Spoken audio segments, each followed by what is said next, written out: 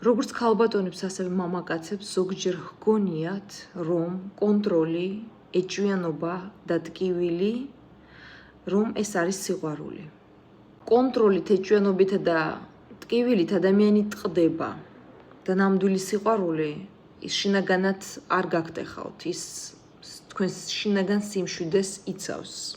ტოქსიური ურთიერთობა ხშირად იწყება პატარა კონტროლით, ან უხილავი ზეწოლით. თუ თქვენს გვერდით ადამიანი მუდმივად გაკონტროლებთ, გაკრიტიკებთ და არ გააძლევთ სუნთქვის საშუალებას, ეს არ არის სიყვარული. დააკვირდით, თქვენ უფრო ბედნიერი ხართ ამ ურთიერთობაში თუ დაღლილი ხართ უფრო.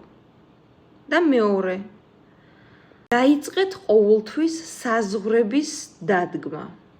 გამოფხიზლდით და ისე მიიღეთ გადაწყვეტილებები.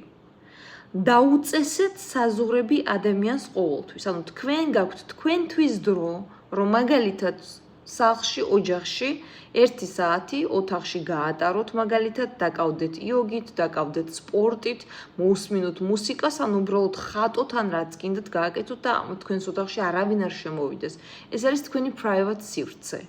ან მაგალითად წაბრძანდეთ სადმე რამოდენიმე საათი და ეს დრო არავინ არ შეგაწუხოთ. თუ ამაზე მუდმივად ადამიანი გაკონტროლებთ, ეს არ არის მეგობრებო სიყვარული, ეს არის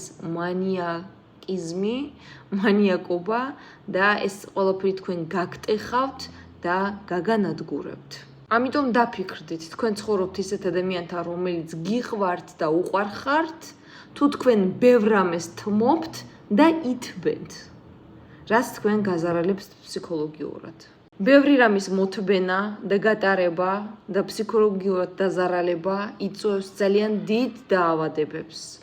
კიბოს, სიმსივნეს, საშვილოსნოს დაავადებებს და ასე შემდეგ.